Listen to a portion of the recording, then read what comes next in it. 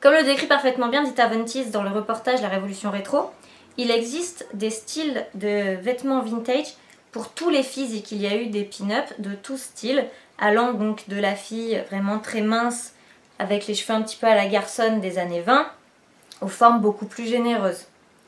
Et il y a des pin-up qui sont tellement connues qu'elles sont devenues en fait des icônes de culture populaire. C'est presque comme si elles n'avaient jamais été réelles.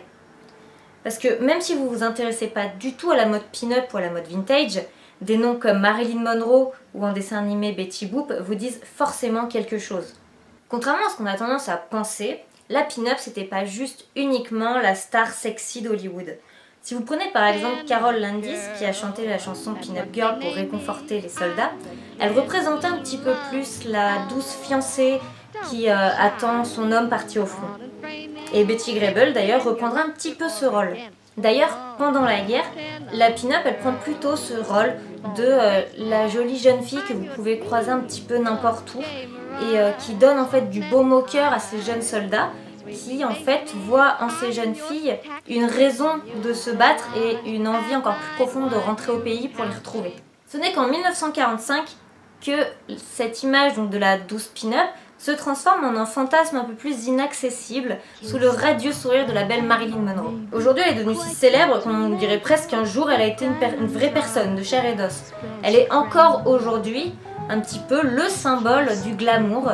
On l'imagine parfaitement dans sa belle robe de soirée à paillettes, brillante de mille feux sous les projecteurs. Mais ça n'a quand même pas empêché Marilyn de troquer sa robe de soirée pour un temps pour aller soutenir les soldats sur le champ de bataille en Corée en tenue militaire. En France, quelques années plus tard, va apparaître un autre type de pin-up, tout aussi ravissante et glamour, mais avec un côté un petit peu plus rock, Brigitte Bardot, alias Bébé, qui contrairement aux sublimes coiffures permanentées de Marilyn, posera elle en cuir et cheveux détachés sur sa Harley. Alors, on a la douce fiancée, la star hollywoodienne ou la jolie motarde, mais ce ne sont pas les seuls rôles qu'ont pu incarner les pin-up. On peut penser par exemple à Betty Page, qui était une grande icône du magazine Playboy avec un look pin-up mais beaucoup plus fétichiste, ou encore Lily St-Cyr, considérée encore aujourd'hui comme la reine du striptease. La mode pin-up, ça va de pair avec la guerre, donc ce qui oblige les femmes à travailler dans les usines d'armement et donc à porter des tenues adéquates. Et c'est ça qui définit la mode pin-up, c'est sa polyvalence. On peut être pin-up en portant de tout. De la tenue d'ouvrière à la tenue de militaire, elle passe des usines d'armement au champ de bataille. Déjà en tant qu'illustration, mais aussi en tant que secrétaire, en tant qu'infirmière, en tant que chanteuse. Elle est le soutien moral des troupes. Et elle peut porter soit la robe, soit l'uniforme pour aller soutenir les Yankees dans leur lutte. De l'outil de propagande est donc née la femme tout-terrain. Ce caractère tout-terrain, la pin-up l'utilise du coup dans la vie de tous les jours. Lorsqu'on est une jeune femme de cette époque-là et qu'on n'a pas forcément les moyens de s'offrir la célébrité et la garde-robe de Rita Hayworth, eh ben on se débrouille comme on peut. Et c'est ainsi que la pin-up travaille comme un homme et porte une tenue beaucoup plus confortable. C'est-à-dire un mini-short ou alors une salopette en jean et même une chemise à carreaux. En fait, la pin-up pique dans le vestiaire masculin pour parfaire son identité de femme débrouillarde. Et enfin, la pin-up se traduit par sa capacité de charmer tout en étant habillée. Elle épouse volontairement deux silhouettes très en vogue dans son époque. Que ce soit la robe moulante formant un 8 ou alors la fameuse silhouette New Look popularisée par Christian Dior dans les années 50. bustier, manches et jupe évasée. Tandis que l'une des silhouettes souligne les formes aguicheuses de la femme, l'autre les cache, laissant le reste du boulot au travail et au bas des jambes, et ainsi qu'au décolleté. Ces deux types de silhouettes semblent très bien distinguer la fille sage de la fille fatale. De plus en plus d'œuvres reprennent les codes du passé. Alors ça peut être soit qu'ils prennent des codes vestimentaires, esthétiques, tout en faisant en sorte que l'intrigue se passe aujourd'hui. Je pense par exemple au film Kingsman. Ou alors ça se passe directement au passé, comme par exemple le film The Artist ou le nouveau Gatsby le Magnifique. Donc dans ces œuvres, on va voir un petit peu comment elle est la pin-up dedans. Donc la pin-up, elle est de retour dans les films, les séries et les jeux vidéo. Elle joue généralement deux rôles, et c'est très intéressant puisque c'est lié à ce que disait Quentin avant, par rapport aux deux types de femmes et aux deux garde-robes. Puisque nous avons d'un côté la femme fatale, et de l'autre la demoiselle en détresse, donc plutôt la jeune fille sage. Ce sont donc les deux types de femmes déjà qui étaient très représentées dans le genre policier, dans les films noirs, etc. de l'époque. Aujourd'hui, on a pas mal d'œuvres qui s'inspirent de ces codes. Je pense notamment au niveau des jeux vidéo, au jeu Elle est noire, sorti en 2011 mais qui se passe en 1947, dans lequel vous incarnez deux policiers donc de Los Angeles, et les femmes ont essentiellement des rôles secondaires en fait. Et il y a d'autres jeux comme ça, hein. Vous avez par exemple la série de jeux Mafia, ou Chicago 1930, où là encore, comme je le dis, les femmes sont plutôt secondaires avec des rôles soit de femmes fatales, soit de demoiselles en détresse. Au niveau des séries, je pense à des séries qui se passent pourtant à nos époques, donc aujourd'hui, mais qui ont des épisodes un peu hors série, dans lequel justement ça se passe dans les années 30 à 50. Donc je pense déjà à l'épisode 10 de la saison 10 de Bones, dans lequel donc, ça se passe dans les années 50.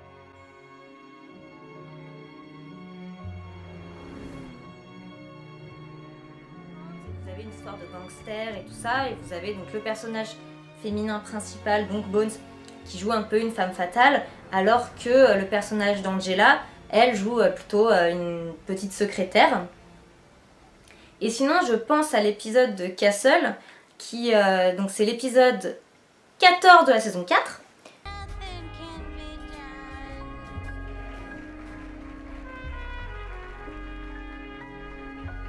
Qui lui se passe aussi donc, dans le passé mais en deux temps, c'est-à-dire que vous avez d'un côté l'époque actuelle et des retours en arrière, où pareil ce sont un peu des histoires de deux gangsters, où le personnage principal Beckett joue une femme fatale. Mais voilà, là encore on a des stéréotypes de femmes qui font vraiment écho à ce qui était présenté à l'époque, sans pour autant dire qu'ils ont raison. Mais il existe aussi quelques œuvres qui se passent donc dans le passé et qui montrent vraiment la femme comme étant inférieure aux hommes, comme c'était le cas à l'époque.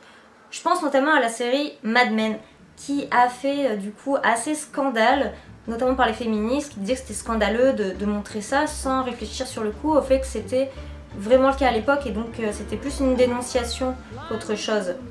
Et en plus, cette série, on a deux types de femmes surtout. Vous avez soit la femme au foyer, soit la jeune secrétaire qui supporte les remarques de son patron. Et c'est même pire, ça va encore plus loin, puisque ça se passe dans une agence publicitaire. Donc vous avez les réunions dans lesquelles ils réfléchissent un petit peu comment faire vendre le produit. Et alors quand il s'agit de faire vendre des produits féminins comme du maquillage ou de la lingerie, alors là ils ont des remarques et des propos d'un machisme, des fois ça en est presque très drôle, hein. J'avoue des fois je rigole un peu. Vous saviez qu'on a inventé le maquillage pour imiter la couleur du visage d'une femme à qui on a fait passer un bon moment? La prochaine fois que tu cites le rapport préliminaire, ne commence pas par « vous saviez ». Pour être franc, les gars, je sèche. Le problème, c'est que je parle pas le demeuré, moi. C'est vrai, vous parlez le demeuré, vous? Et si on jetait ça aux dindes? Mais le but de ce genre de série, c'est pas de dire que, voilà, faudrait que ce soit de nouveau comme ça. C'est de dire, c'était comme ça avant. Ça permet de voir un petit peu les avancées qui ont été faites depuis, mais aussi de nous faire réfléchir sur les avancées qu'il reste encore à faire. Malgré tout, il existe des personnages de pin-up beaucoup plus fortes et beaucoup plus indépendantes que tout ça. Prenons par exemple le personnage de Poison Ivy, qui est un personnage qui, malgré son âge, n'a pas trop pris une ride, hein, ça va. Si on prend l'exemple dans la série Gotham, Dans la saison 3, elle apparaît vêtue d'une robe moulante verte qui met extrêmement bien en valeur autant son corps que sa magnifique chevelure rousse.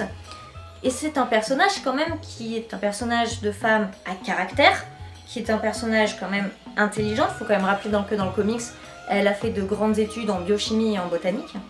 Mais malgré tout, elle nous apparaît avec un charme, elle est très sexy, très séduisante, mais très belle, forte et indépendante. Et c'est pas le seul personnage de la série à être comme ceci. Prenons par exemple le personnage de Barbara Keane, qui elle n'a rien à voir avec ce qu'il y a dans le comics.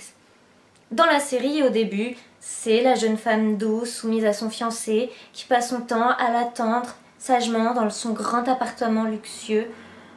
Bon, alors là, on n'est pas trop dans la femme indépendante.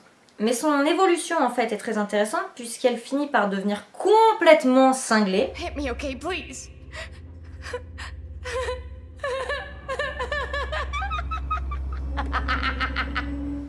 Ce qui ne l'empêche pas de devenir beaucoup plus indépendante, beaucoup plus forte, et devenir la patronne d'un bar extrêmement prisé. Aujourd'hui, c'est ce genre de personnage de pin-up là qui intéresse, puisqu'il montre aux plus jeunes qu'on peut être une femme, on peut être belle, féminine, sexy et glamour, et ça n'empêche pas d'être une femme forte, indépendante et intelligente. L'un ne va pas sans l'autre, comme on semblait nous dire avant, où les femmes étaient, surtout les belles femmes, étaient souvent un petit peu stupides et passaient leur temps à arriver au prince charmant parce que oui, une femme évidemment n'est rien sans son mari.